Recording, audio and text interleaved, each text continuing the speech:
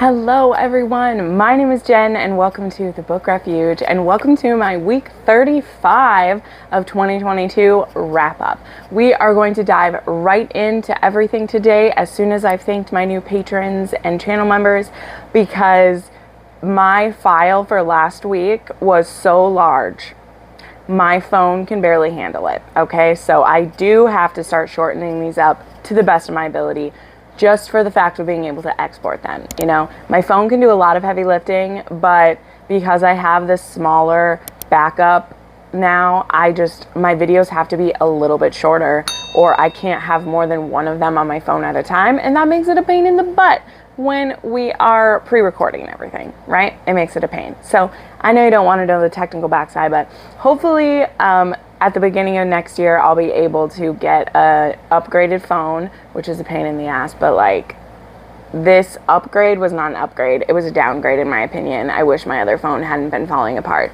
Anyway, we're bitching enough. I just said we're gonna get right into it. So let's get into it, because we have 14 books to talk about this week, which is so exciting. I have been like on a book high, not necessarily reading all 5-star anything, but the books have been fun and it's really kept me reading, and that's what I want. Like, I'm totally okay with it. I don't give books a hard time if I'm not getting a perfect 5-star experience every time. That is not what I'm in romance for, you know what I mean? But we have two new supporters of this channel to mention. We have Nikki, who became a patron recently, so thank you, Nikki, so much for supporting the Book Refuge with your dollars. It means so much to me. As well as, I love this name so much, okay? So this new channel member, Ashlyn of Slytherin, that is her name. Love it, girl, love it. And she joined at the Fated Friend level, all right? So yes, thank you both for supporting the channel. I also have had like super thanks used recently. I just wanted to say thank you to those of you who've done that. It's just so sweet. It's really sweet. So that is, if you don't know, that's kind of a way to do like a one-time donation to the channel if you want to. It exists where you can give a super thanks for a video or something like that. Just pointing it out there. That gets added into my like Google AdSense and everything. And I've had a few people do that, and it's like, oh wow, I didn't know anyone was doing that, and then they pop up. So thank you so much. That means a lot to me. It all adds to the book funds. It all adds to, you know, my daily upkeep with this, and it's wonderful. So thank you to the new supporters. If you are interested in supporting the channel, whether it's a one-time thing or whether you would like to become a sustaining supporter, you can check out my links down below. If you want to do that, that would be amazing. But let's go ahead and dive in. I did recently just do my August wrap up as well, which had my favorite reads of the month in it. And so because we had a midweek split here, half of these books were August books and half of them were September. Let's go ahead and start with the first book that I finished this last week. And of course I have my notes right here, so if I'm looking down, that's what I'm looking at. And that first one I finished is going to be Nikki the Driver, all right? And Nikki the Driver is the second book in the, oh shit, I don't even remember what the series is called, but it comes after Run, Posey, Run. I was hoping my physical copy was going to be here in time to film, but because it's a new one, it's like taking a while to print, so it's not supposed to be here till Monday, unfortunately. But this is a follow-up. It connects loosely with Run, Posey, Run. However, I don't think you need to have read Run, Posey, Run. Nikki barely shows up. And we do see Dario a little bit in this one, but not enough. And this book is about our heroine, Zita, who is being told she has to marry Nikki. Like, that's literally how this starts. She's being forced to marry Nikki, but she's already engaged to someone she's been engaged to for 5 years. But it turns out that person doesn't really hold on to her too tight. He's pretty happy to let her go, and he's like, you know, when we got engaged we were so young and that was life, or whatever. Yeah, and Zita's in kind of an interesting place because her family's not very like high up in the mafia, and so she's very much like looked down on. She's been kind of mistreated by her family. And she has really internalized a lot of that. So the main trigger warning for this book is disordered eating, binging, and overuse of exercise, and calorie counting. Like, it's a very unhealthy mentality you're immersing yourself in when you're in Zita's point of view. So if that triggers you at all, like, I'm meaning this seriously. I'm not just talking about things you don't like to read in a book. Like, if you're triggered by those things, I highly recommend you stay away from this book, all right? Because even as, you know, the love story unfolds in this, there's not really this like perfect resolution to what Zita is doing to herself, okay? She doesn't have bulimia. This isn't a binge and purge. It's a binge and exercise cycle, okay? So I want to get that out there because that was the most painful part of this book. But we do have a stalker here with Nikki, and the more we find out about him, his POVs are very sparing throughout, but the more we find out about him, we find out that Zita being given to him in marriage is not an accident. It's not for an alliance purpose. It's a to make Nikki happy type of purpose. And that's all I'm going to say about that because I don't want to spoil it. This one, it's dealing with much different issues than Run Posey Run was. We still have a heroine who doesn't quite know her worth, who's grown up in a world where her worth is very much by what she is in relation to others. But Nikki, he's that obsessive, possessive type of man, and some of the things that he does for Zita, they'll make you swoon. They will. Are they fucked up still? Yes, they are, but that's why we like this type of hero, right? That's why we live for it, okay? Some of the other triggers, Zita does have a trans sister. So the term that I saw people used was transnemia is the trigger warning people use. To me, I think it would be there is like dead naming and, you know, misgendering of this trans heroine. It's also interesting because we see the evolution of them, her becoming her. So that was really interesting to see through the eyes of Zita and Nikki, which was really cool. So anyway, this was very heavy. The relationship between them is very fucked up, but in the way that Kate C. Wells does it, where I couldn't look away. It was fascinating. I think I still like Run Posey Run more, but this was still a 5-star read for me, and I had a great time. All right, moving on. Man, I got to keep it moving today. Like I said, we have a goal. I read A Whisper of Roses by Teresa Medeiros. This is my first Teresa Medeiros. I was asked to be a part of the Historical Hellions, so there's a live show on Peace Love Books channel, so you can hear my full thoughts about it. But I'll give you a summary as I do. So this is about Sabrina Cameron, who her family has been kind of like warring or enemies of the McDonald clan. And so Cameron Glenn McDonald gets sent for, oh wait, I did that wrong. Blah, blah, blah, blah, blah. Morgan McDonald, I'm sorry. I was reading the names on the back. Cameron Glen is her home. Like, that's where she's from.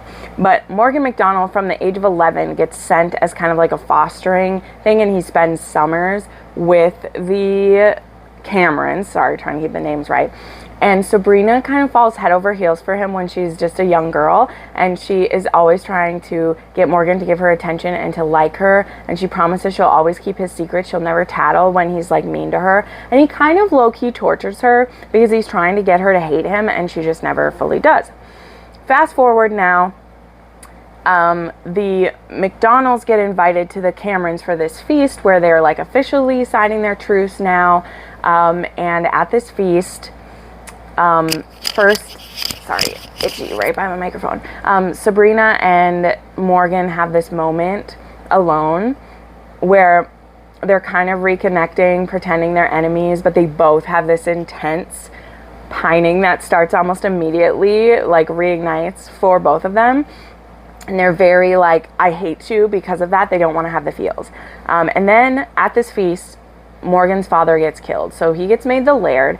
He then tries to like use Sabrina as collateral so they can escape, but her father takes him prisoner, and then he realizes this is going to start a war because the McDonald's just camp up on the hill and they're like, we're not letting you keep our laird, and they're partying all night. Actually, they're not really doing a lot to get him back. But Cameron, Dougal Cameron actually is her dad's name, he decides the only way is for me to put forth good faith, prove that I didn't kill this man because he didn't have anything to do with it, but it was the perfect time to start this war between them.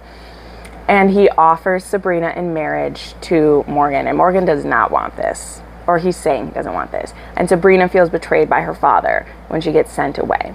That is just the beginning of the story, okay? So this is a like forced marriage, kind of sort of arranged marriage. The father was kind of always planning for this marriage to happen, and now it's like being forced to happen. And we need to try to have peace. So there was so much more to this book. I loved this book. I gave it 4.5 stars. It was very angsty. It's like a 3-part story for sure. It was very angsty, pretty low steam, but the passion between these two and the angst was like right at the level where I almost just want to throw the book at the wall, but I also loved it. So I gave it 4.5 stars. It had a 2 on my spice scale, and this had a trigger warning for a brutal animal death, okay? There's an animal who sacrifices themselves for someone, and it was painful, okay? Like, it hurt a lot. There was also fat-phobic terms used about a side character. I love that character, though. She's amazing. And there's a character with a disability, and there's also the G word. The term gypsy is used in this book as well. This book is from 1993, and I loved it, okay? Moving on.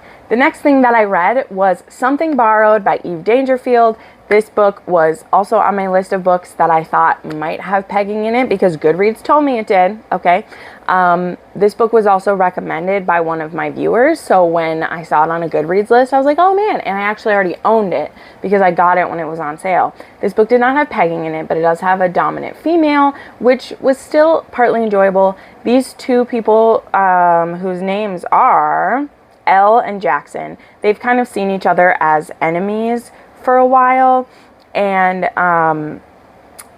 they end up at this like 2-week-long wedding in like a tropical place for like his brother and her friend. I don't remember the thing. And Jackson has been attracted to her like all the time. They actually had like a near miss of a relationship for a while, and like he has a feeling that she might be a dominant. And he is into it big time, and so he makes a deal with her through a lot of cajoling on his side that for the time that they're in this tropical paradise, he will do whatever she asks him to do, and she thinks he's BSing, and he proves himself. So this has a female dom, and I loved it a little bit. Sorry, love isn't the right thing. I liked it a lot. Again, number one, this didn't end up having pegging in it. Which it was recommended to me because it had a dominant female, not because the female pegged him. But to me, it was a very like missed thing because we do use toys. Toys are used, which I love. Like there was butt plugs and whips and handcuffs, and the hero really loves it. But the heroine has a lot of shame about being a dominant, and it was almost choking the life out of her. It was very frustrating. And there was a lot of slut shaming going on in this book, and yeah, there was no pegging. So I ended up giving it 3.5, and it was a 4 on the spice scale. The heroine was pretty frustrating a lot of times, but there we go. Okay, then I read Moon-Blooded Breeding Clinic. This just came out. I'd been waiting for it. It was anticipated. This is the 3rd book in the Cambric Creek series by C.M. Nacosta, and this one is a werewolf and human. Our heroine has just been divorced. She wasn't able to conceive with her. Did she have a lizard shifter husband? I don't remember. Or he was partly, I don't know. But she had a creature type spouse, and they weren't able to conceive together. So now that she's single, she decides she wants to. She hears from a married couple that they used the breeding clinic where werewolves inseminate the women. And the way that they do this is the women take a pill or a shot that like syncs their cycle with the moon, and then they get bred by a wolf, physically bred by the wolf until they get pregnant. And our heroine decides to do that. Her name is Mariah, and she gets in contact with Lowell, who is kind of just like kicking around. Like, he was working in Tokyo, and then the pandemic hit. Yes, this does kind of have the pandemic happening. And so everyone who had work visas got sent home, and he's not allowed to go back to work until they like lift the, like, you know, we know how it is, until they lift the stuff, the quarantines, all the things. And so he decides to make some money on the side, and he hears that he could be useful. He's a middle child. He's also a twin. He's the least successful in his family by their standards, even though he is like a really successful photographer. And so he signs up to be a sperm donor, but you know, you actually fuck the person to give the sperm. And Mariah signs up to do this. They end up meeting up beforehand and are instantly like in lust with each other. It's great. And this is about their romance. And there is shifted sex in here. There is also a hero who, while I wouldn't call him like submissive to the heroine, he does enjoy a good boy and some scratch behind the ears. So this was fun. I had a great time. It may be, I think it's my favorite of the three, which I have read all three, yes. So I gave this 4 stars, and it was a 3 on the spice scale. Then I read Hard Fix by Lydia Michaels. I actually got an arc of this from NetGalley. I've shared this. Like, Lydia Michaels, this series is quite old, and she got it rebranded. She got audiobooks made, and there have been both audio arcs and arcs available on NetGalley. And so I got an arc for Hard Fix, which is the 7th book, which is both a prequel and a present-day novel in the McCullough Mountains series. So this one is actually about Maureen and Frank, who are the matriarch and patriarch of the McCulloughs, which is beautiful. And so it starts when they meet, when Maureen is actually 17 and he's 25. She's like just graduating high school, and they fall in love, and they get married on her 18th birthday, and then it's about their struggles. And then we get to see them on their 40th anniversary, and their kids are throwing them a party. So we also get to catch up with all of the kids and where their families are. So this was very loving. I had the arc, but like I did get the audiobook because I loved the audiobooks. So I cheated with the arc a little bit, did what I got to do. And yeah, I gave this one 4 stars, and it was a 2 on the spice scale. This has a trigger warning for miscarriage and death of a parent by suicide. But this was beautiful. I cried many times just because Frank and Maureen, they have such an amazing relationship. And Frank is a little just like bamboozled by this woman, but he knows he has to have her. And he almost fucks it up because they go through some hard times, and he just doesn't feel worthy of this wonderful woman. But in doing that, he makes her feel like crap when he doesn't feel worthy of her. You know, it's that thing, right? So yeah, 4 stars for me. Then I read The Captive Merman's Promise by Zoe Castle. This is going to be a part of the Shadow Market books that are coming from the Kickstarter that Katie Robert, Jenny Norbeck, and another person did. And I got all of the e-copies of these books, and I was planning to binge them all in one day, but I didn't want to do like all the creature books in one day, so I'm going to spread it out. But I just picked a random one. I don't know if you have to read these in order. I haven't heard. I don't think you will, because some people you don't have to buy all of them. So I assume since you don't have to buy all of them, they're not connected, but I do not know that. But I wasn't confused with the setup. But yeah, this is a kind of like a reverse Little Mermaid. The hero is a merman, and he made a deal with the Shadow Market. And so he's supposed to, you know, perform for the Shadow Market for so many years before he gets out of his contract that he signed. And our heroine, her name is Ameda, and she also needs something from the Shadow Market because she has a curse put on her, and she's told by the proprietor, the one who makes the deals, that he can relieve her curse if she'll belong to the Shadow Market. But she's not signing on the dotted line. She's not doing it. And so he sends the merman, Ronan, he gives him legs for 3 days to try to get him to go convince Ameda to sign. And if he does, he'll like shorten his sentence or free him or whatever. So it's just a quickie. It was only 100 pages. it was fun. Like, I want to read more in the Shadow Market. I've never read a Zoe Castle before, so that's why I started with her. I'm very excited to read Nikki, shit, I just forgot her name. Nikki Sloan and Sierra Simone's. I'm very excited to read those. So I gave this 4 stars, mostly because there's nothing wrong with it, but again, it's only 200 pages, and it was 2.5 on the spice scale. And then the last book that I squeaked in at the end of August was Something Else by Eve Dangerfield. So when I finished Something Borrowed, I found out that there was like this 100-page novella that was checking in with our characters, like it's 2 years later or something like that. And currently, like, they've been living together, and it's great. And Jackson's mother is staying with them, and she's trying to break them up. That's literally what this is. This book infuriated me, this short little thing, because I paid $2.99 for this. Okay, I paid $2.99 for this. And there was no sex in it. I thought maybe the pegging would happen in this one after they'd been together for a longer time. And while it's kind of referenced, we don't get it.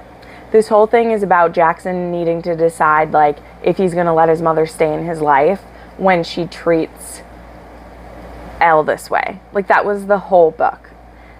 So yeah, this was a 2.5 on my spice scale, and it was a 1 on, or this was a 2.5 on my star scale, and this was a 1.5 on my spice rating. And I put as a trigger, there was still no pegging. All right, now we're moving on to the books I started for this month. Oh, good. I'm doing kind of good with time. I know I'm talking faster than normal, but to be honest, none of those ones did I have like any deep emotions anyway.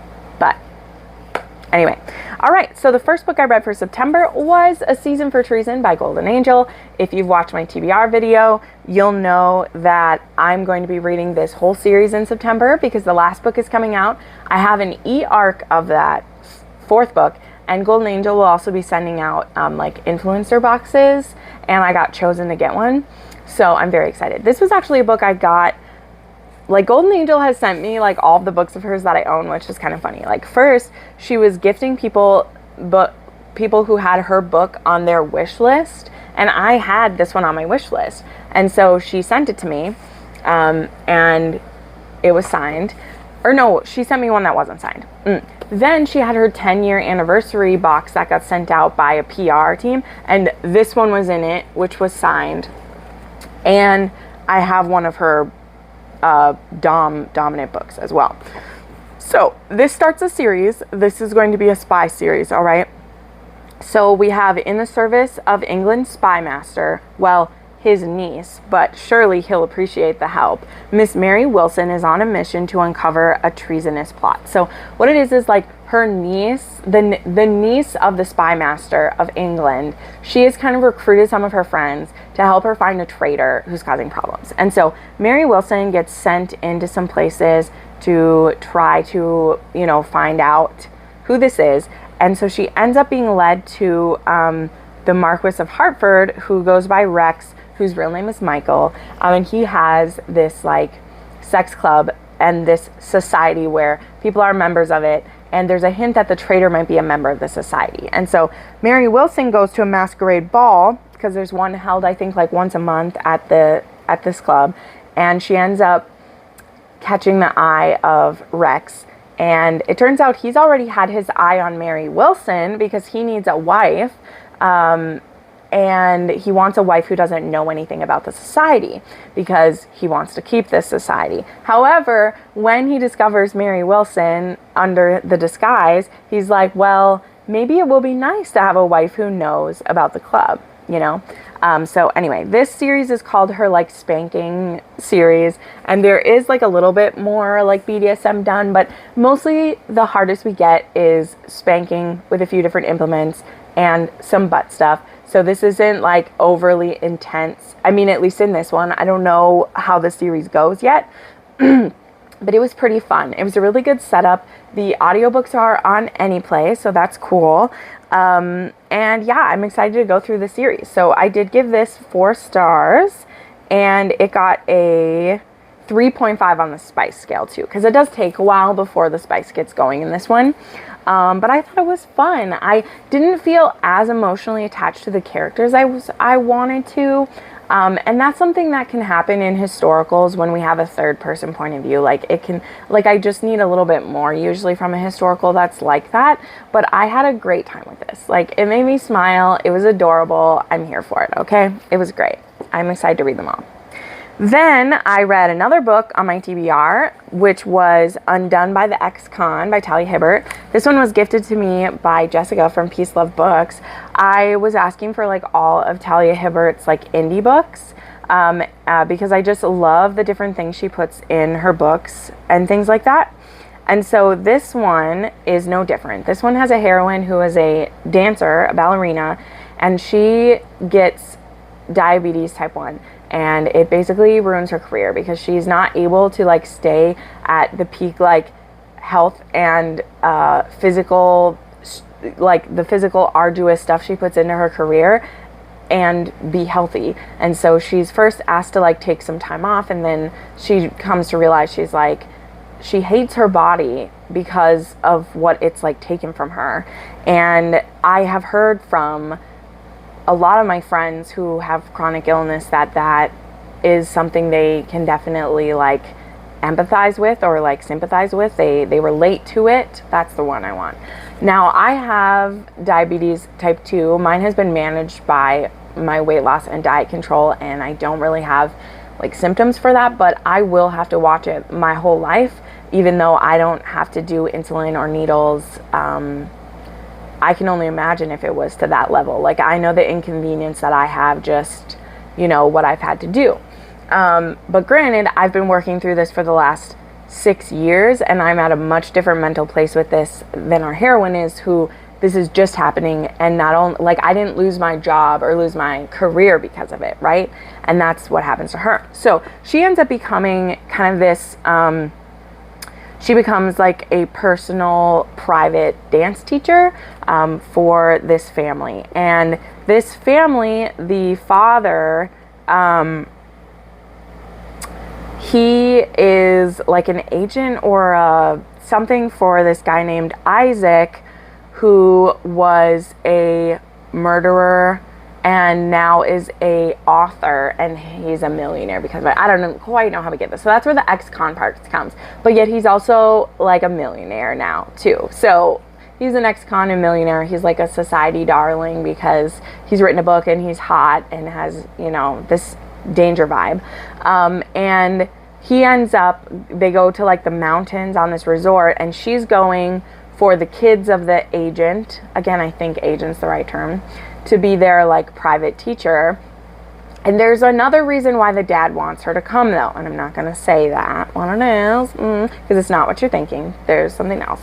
And then she's also being blackmailed to try to find out some secrets about Isaac. So she doesn't want to be around Isaac. She's kind of stuck up about him. She is from like a wealthy family, but she is supposed to get close to him to find out certain information. And so anyway, it's a whole thing. She is very attracted to him. They have some very interesting sexual situations. Like, I wouldn't call him like a submissive, but there's some sexual scenarios where she's like, I need to be in charge or this isn't happening.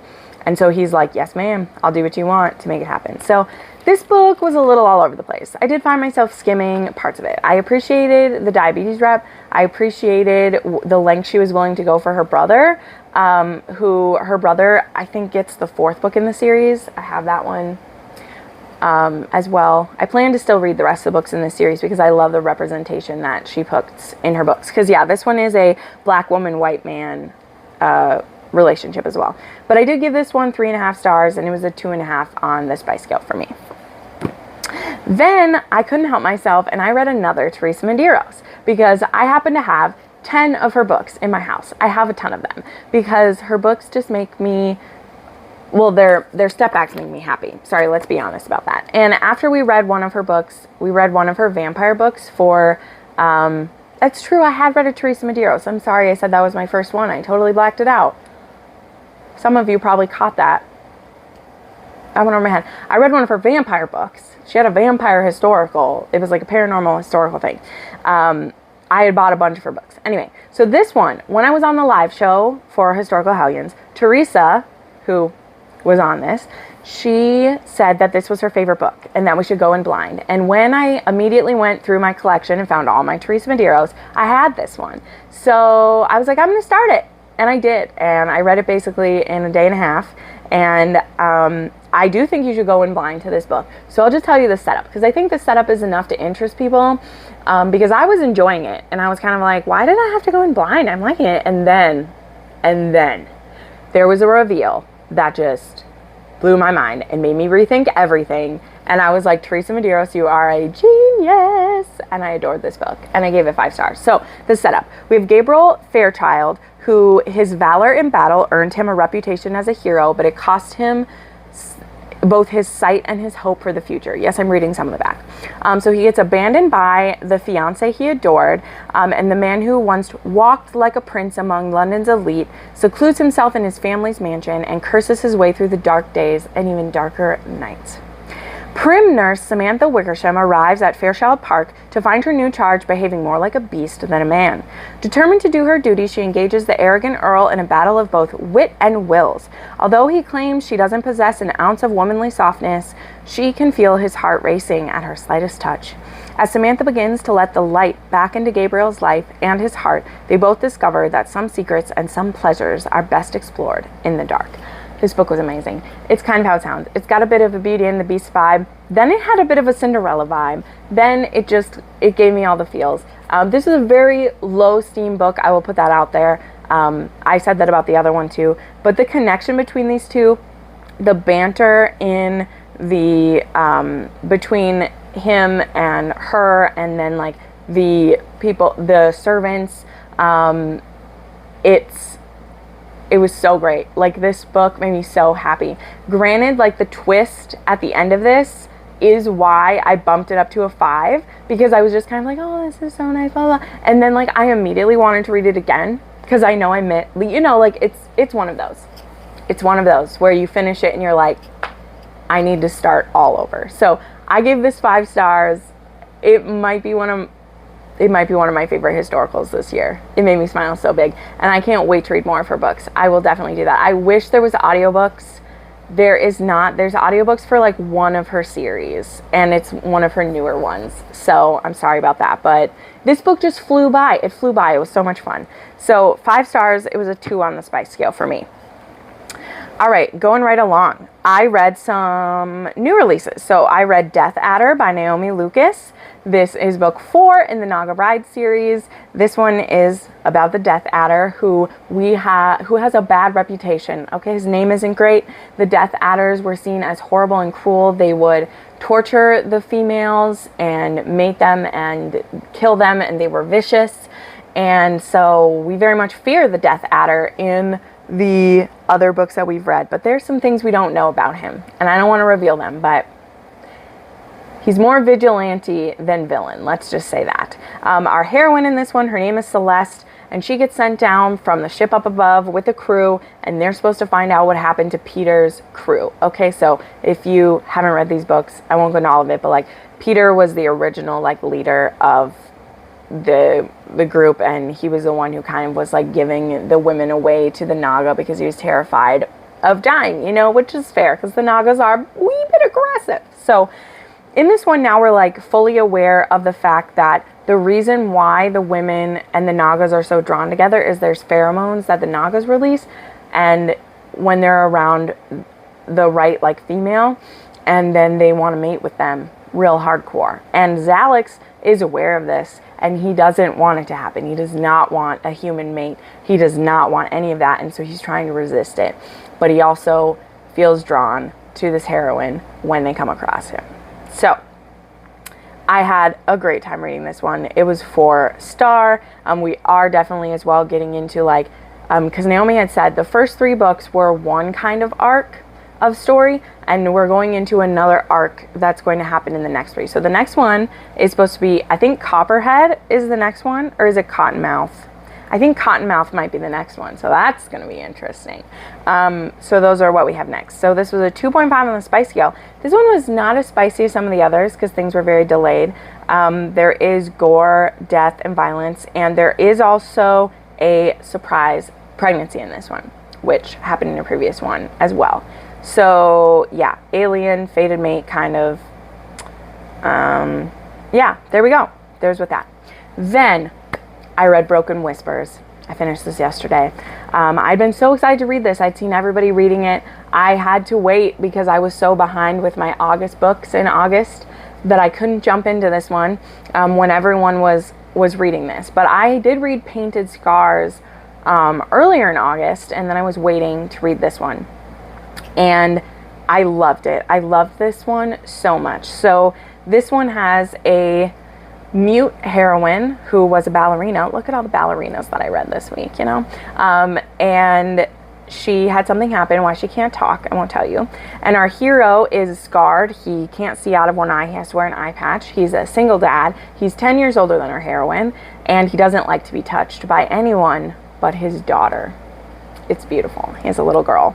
And what happens in this one is that our heroine has been a ballerina. She's been a lead, and she gets injured, and she could stay and still dance, but she wanted to go out on top, so she leaves. She's only 21 years old. She's only 21. But her father is like, finally, you're done with dancing. Now you can be of use to me. And he's brokering a deal with the Russians. And so she's from an Italian family, and she's told that she's going to marry Mikhail. And she's like, no, I'm not. And he's like, if you don't, I'm going to marry your sister to him. Your sister who's only barely 18. So you're going to do it.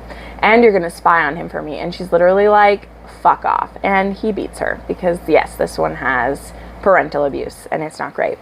But she agrees to the marriage, and what she doesn't know is that Mikhail, so I think Roman is the hero from the first one. He's the pecan. He still has his cane. He's not in his wheelchair anymore, but he still has a cane. He brings all his men for a meeting and says, which one of you is willing to marry an Italian daughter? And they're all like, come on, we don't want to do this. And then he mentions that she was a ballerina who just had to quit, and Mikhail, he loves her. Like, not like love, but he loves her dancing. He's actually been a fan of her dancing the whole time she was the prima ballerina of this company. And so he's like, nobody else is going to marry her, even though he doesn't know how he would be as a husband because he doesn't like to touch people. He has a daughter. He's scarred. He's ugly. He's like, this isn't going to be great. And also, though, he has an even bigger secret.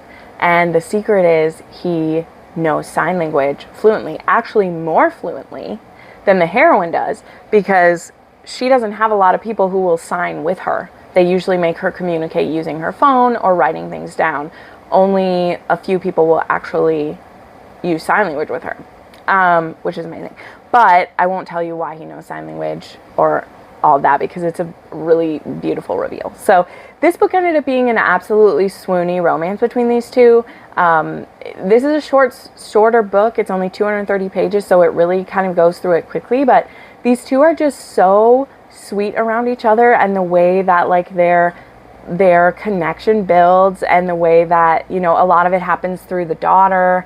He thinks that she, you know, won't want to be someone's mom because she's only 21, and she just completely melts for this little girl who's just adorable. And she sees him with his little girl, and she's like, this is not a monster. And anyway, there's no way, because like my father puts on the facade of being a great father, and he's a monster. This man, no matter how he looks, he's not a monster. And their relationship is beautiful. I loved it. For story-wise, there are a lot of, like, there's not a ton of angst between them. There is stuff happening in the mafia part that's adding angst. And so some people might knock this down because plot-wise, not a ton going on until the end. I couldn't have given two shits on a hot day, okay? Because I loved this relationship. I loved how they communicated and how their relationship built and how they soothed each other's hurts, and I loved it. So it was a 5-star book for me. It was a 3 on the spice scale. There are trigger warnings for violence, mentions of sexual assault in the past and parental abuse and gore. There's a lot of gore too. All right, then, okay, we're almost done here. Then I read Force of Nature by Skye Warren and Amelia Wilde. I really just don't want to go too deep into this. I have a lot to rant about with this book, and 95% of it has to do with the fact that Midnight Dynasty has annoyed me again. This book, I was sure was supposed to be a standalone because there's been not a hint that it will be a trilogy like other books in the series has. It's not listed on the book. It's not listed on the site. They didn't even say that like The Crash and this were connected until the other day. They added that on, where The Crash, which is like the prequel to Force of Nature, but is included in Force of Nature because that's what they fucking do every time. And they finally listed it as 0.5 and 1, but it doesn't tell me if it's a trilogy, doesn't tell me if it's a duet. They haven't told me anything. I was told this was the Tarzan book, and I thought it was going to be a single. I should have known better. I should have known better because Midnight Dynasty is incapable of putting out a book that encapsulates the entire story in one book, unless it's Pam Godwin who writes it, okay? Okay? Yeah. This was 230 pages, the part that was Force of Nature. We didn't meet the Tarzan-like character, whose name is Theo, until 65% in, so I was like, wow, okay, this isn't going to be a single book. It's not. They do say that it was MFM, and then it was funny because I was looking at reviews to see what someone else said, and someone had put a trigger warning that this had MMF content, and there was a bunch of people being like, I don't want that, like, meh, which I mean is totally fine. It's fine. But I was like, oh, thank God, because I was worried that it was a MFM. Well, no, because Carter, he doesn't care about the gender of this guy. And Theo has been living alone in the woods and on this island for a long time. We don't know why. And he's attracted to both of these people who end up staying at his cabin with him. But then there was a cliffhanger after we got some, like, there wasn't an MMF scene fully, but there was Carter teaching Theo how to please June, it's June, because he's never had sex before, and Carter is all up in his business helping him, and there is lots of kissing between them and like touching, but there wasn't a full scene. I bet there would be later on. So that's all I want to say about that. Like, honestly, like, they're lost in the woods, they find Theo, and then Carter wants there to be help for them. You know, like, I don't want to spoil it, but also I won't be reading any more in this until it's done. I won't be reading another arc for the series until the series is done, because I'm intrigued, and I'm fucking pissed that they didn't tell me it was a trilogy. That is a new trigger warning for me, y'all. I will be sharing it. I mean, I always do share whether there's a cliffhanger, like for Between Wrath and Mercy, which I love. I tell you, there is a plot cliffhanger, and it's gonna freak you out, okay? I tell people that because it's a trigger warning for me if I read a book, because I love HEAs. I'm a romance reader. So even if it's a romance series, if the one book doesn't end with even a happy for now or an HEA, then that book alone isn't a romance. It will be this trilogy as a whole that's a romance.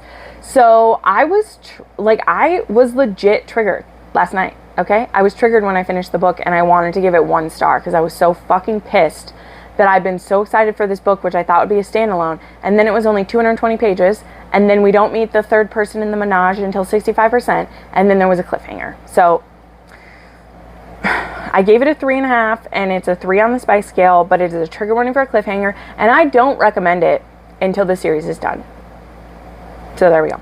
All right, and then the last book that I read was a Audible Plus find that I found. It was called Donovans Bed by Deborah Mullins, and it is narrated by Joe Arden. And I have been looking through Audible Plus to find some books that I want to try. I want to be able to put together a video about some eventually, so we'll see. So Donovan's Bed is a Western, and it is about Jack Donovan, who the beginning of the story is he's bought this fancy bed and it's being carried into town, and he's bought this beautiful bed for his ranch house because he's planning to get married soon. He wants to find a wife. The one person in town he shouldn't marry is Sarah, who runs the newspaper in town. It used to be her father's newspaper, now she runs it. She's a bit of a social pariah because she had some scandal in her past, and she actually was in love with the man who ended up murdering her father. So there's that in the past. And so she's not looked on properly. But really the reason why Jack is scared of her is, well, wants to stay away, is that he has an interesting past. And it's not a past you might think. And he doesn't want anyone finding out about it. And he knows she's already suspicious of him and like where his money came from and all these things. And he doesn't want her to know. But they have crazy chemistry together. And so this is their romance. This was a small town, enemies to lovers, hidden identity. The heroine was a journalist, and it was fun. It was lacking in some things, like things were pretty predictable, and so this isn't the like best thing that I've read. But I do want to continue the series because there is some other lawmen that it's about, and Sarah has a sister, so those other romances have been set up, and I want to check those out. But I give this one 3 stars, and it was a 1.5 on the spice scale. And the biggest trigger warning is there was a lot of like slut shaming of Sarah, and it wasn't great. But yeah, I did have a great time with it, that's for sure. So, okay, there you go. That is everything I read in this last week, and I feel like I talked so fast, and this is still 45 minutes long, but hopefully it won't be as much of a horrible edit. If nothing else, I may have to like reduce the amount of like picture that I hold up, because that's what's been eating up and making my file sizes so big, is having pictures up the whole time. You know, I love to do that so you can look at the picture the whole time I'm talking about the book. But just so you know, if you watched this and it was gone for some of it, that's why. It's because my files are becoming so large. So I will probably just show the picture at the beginning of when I talked about it. And then the books are always listed down below. I also have links to them on Amazon. If you want to buy, I get a small percentage as an affiliate link. So if you watched this and you're like, why did Jen take the picture away? That's the reason why I had to take it away, because my files are like 2 times as large as they should be just for holding a picture up the whole time. Does that make sense? Okay. All right. Thank you so much for watching this. Thank you to my supporters for making this happen. And I will see you next time. All right. Bye-bye.